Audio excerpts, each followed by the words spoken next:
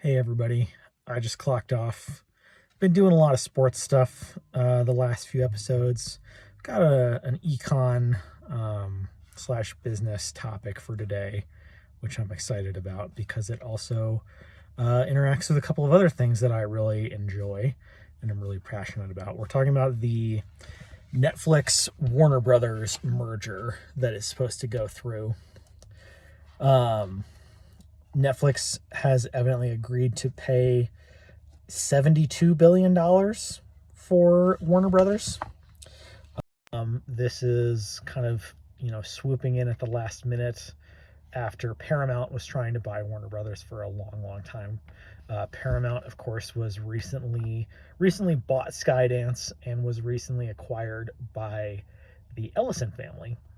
They've revamped CBS News as well, basically making Barry Weiss the um, editor-in-chief slash CEO effectively of CBS News. But they were trying to buy Warner Brothers for a long time, which makes sense. They were trying to increase their footprint in the streaming market. That would also mean that they would control CNN, which is another obviously huge player in the news media market, in addition to CBS News. And the Ellisons have gobs of money. Larry Ellison was briefly the richest person in the world. He is the CEO and chairman of Oracle. I think his wealth topped out at either 244 or 284 billion, I want to say. Something crazy.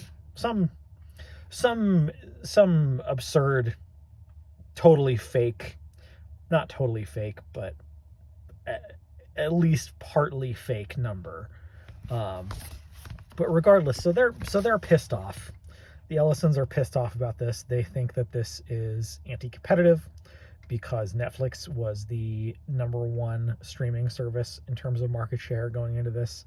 HBO Max was number 3 in market share among streamers. So there's a very good chance that this is going to get knocked down. There's kind of an interesting regulatory back and forth on that, where Ted Sarandos, who was the founder of Netflix, was back channeling with David Zaslav, the CEO of Warner Brothers. They were working together with European regulators to try and make sure that a deal between Warner and Paramount couldn't go through. And then you have kind of the opposite situation here in the US, because David Ellison and Larry Ellison are big Trump donors. Jared Kushner is now getting involved in a hostile takeover attempt of Warner Brothers. So we'll have to see if this even, I think it's going to be a long time before we know for sure if this is actually going to go through or not. But, for the purposes of today's discussion, let's just say that it will, because a lot of the things I'm going to say, I think would apply, whether Netflix ends up taking over Warner Brothers, or if Paramount does, or if nobody does. Frankly, there are some big market trends here that we can see that this just kind of brought to light in my head. They're not necessarily dependent on the outcome of this merger. The first one I want to talk about was brought up on Breaking Points, which is the news show that I listen to pretty much every single day. It's Crystal Ball and Sagar and Jetty. Sagar is really insightful. He describes himself as very anti-vice. He's very anti-gambling. He's very anti-weed, which people use to great comedic effect in the comments on the show. And he's also, he and Crystal really both are really against this kind of American ethos of consumption, and focusing our lives on immediate pleasure rather than building an economy with good jobs, building an affordable housing structure, which is something else that I want to cover in a future video. Just this kind of, immediate gratification, easy consumption over, building meaning, building social bonds, that kind of thing. it's a classic, that's an idea that I'm sure everybody has heard before, but I think it's true. I don't think hearing it over and over makes it any less true. And so they were talking about this merger on their episode today, and Sagar brought up this word which I had heard in passing before, but really stuck out to me. The word is enshittification, which is essentially the idea that subscription services and really just everything around us are getting worse and delivering worse value. So the products are getting worse and the prices are going up at the same time. And I think that that's certainly true of streaming. All of these streamers are increasing their prices. They're cracking down on password sharing and having an account that spans multiple households. But if you look at Netflix in particular, really all of them, but Netflix in particular, there's just a lot of crap on Netflix. There's a lot of shows and movies that you take one look at them and it's obvious that you would never want to watch them. It's obvious that they're terrible. But Netflix's algorithm has said, oh yeah, people like rom-coms. People like true crime, people like investigative shows. Let's just spit those out ad nauseum. We'll get one actor that people have seen before and kind of like, and we'll put them in and we'll give it a kind of a wacky title, and we're going to put in a little, one or two interesting scenes, and otherwise it's going to suck. So there's a lot of stuff like that on Netflix. And I just think that it's important to remember that this is a feature and not a bug when it comes to streaming services, and really all subscription services, which are increasingly important in our lives today. But if you go back like 15 years to when streaming really started to take off, right? The business model from the jump was, okay, we're going to make this really cheap on the front end, and we're going to provide a lot of really good content so that people want to watch it, and they develop positive associations with our brand, and watching Netflix becomes part of their lifestyle. This is where the idea of Netflix and chill came from.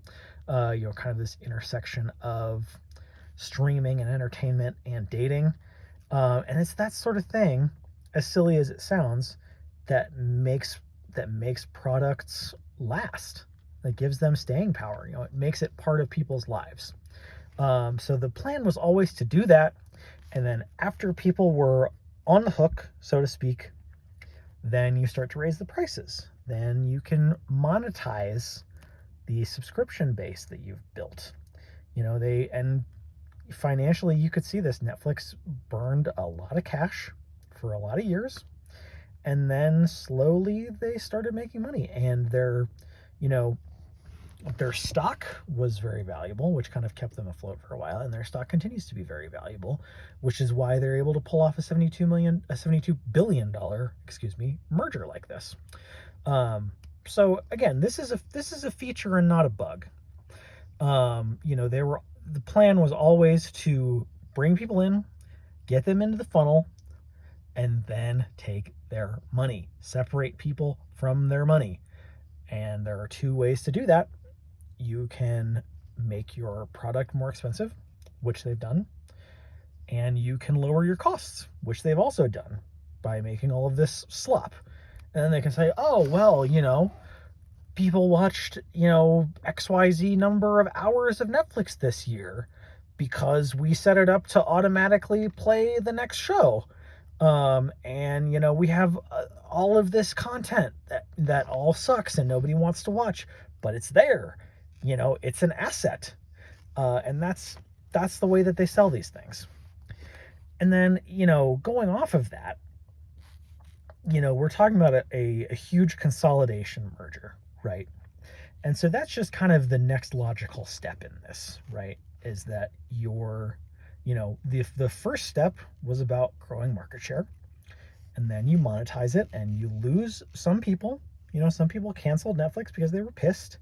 But then, you're making good money off the people that were left.